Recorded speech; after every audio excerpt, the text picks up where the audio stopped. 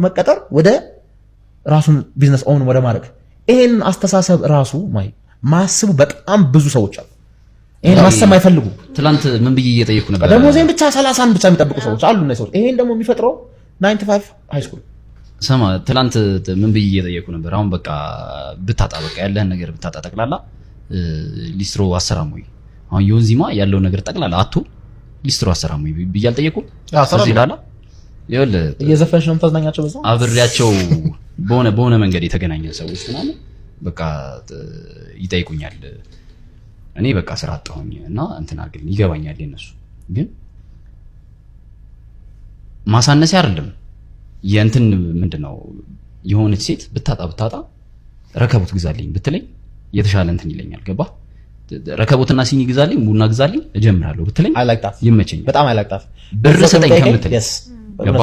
እኔ በጣም ያለው ሰውዬ ምናምን ሆኜ ምናምን አይደለም አሳማደን ከማስተማር ምናምን የሚለው አባባል ማለት የሆነ ማቀው ሰውዬ በቃ የሊስትሮ ቀለምና እንትን ግዛልኝ ወንበሩን እዛ ጋር ካረክልኝ ችግር የለውም በመጣሉ ምናምን ቢለኝ የተሻለ አግዟል። ባጣ በቃ ወደ ዜሮ ቦርድ ተነስቼ ሊስትሮ እንደምሰራ በጣም እርግጠኛ ነኝ። ምንም ያለ ምንም ሳላፍር ምናምን በረከት ሆኝ ግን ላክሊ ፎር ዩ ለፍልፋ አጣሙ ሰዎች ግን እንትን ይላሉ። እግዚአብሔር isn't that what we all do?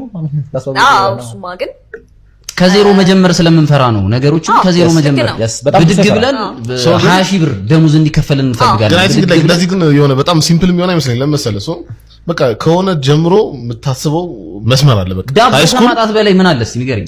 አይ ግን መስመር ምልኮ ላይክ እንደዚህ የኤጁኬሽኑ ራውት በቃ ሃይ ስኩል ኮሌጅ ስራ ትይዛለህ። በቃ ሁልጊዜ የምታስበው ነገር ማለት ነው።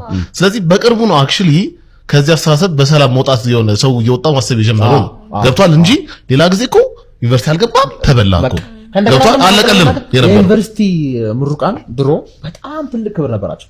እሱም ማለት ደግሞ ሲጀመር ካየህ ራሱ የአብዛኛው ጊዜ ዩኒቨርሲቲ ዲኖች ምናምን ነገር ሽማግሌዎች ምናምን ሂድና በእንግሊዝኛ አናግራቸው ጥርት ያለ እንግሊዝኛ ነው የሚያናግረው በዛ እድሜው ማለት ነው። እሱ የቀጠረው አስተማሪ ግን እንግሊዝኛ ሜድ does not make sense። መቼ ነው ሰዎች የተማሩት እንድትል ያደርጋል። የሆነ ባይለ ስላሴ ጊዜ ምናምን የተማሩ ሰዎች በስትክክል የተማሩት ስለሽ ሲሪየስሊ በቃ አም ሲሪየስ በቃ በስትክክል ግን እንትን ግን እንዳይሆነ ብላክ ሁሉንም ማስተማር ጀነራላይዝ ማለት ነው። ኦፍ ኮርስ እንደዛ አይደለም። I'm not saying that ያው ጀነራላይዝ ዞሮ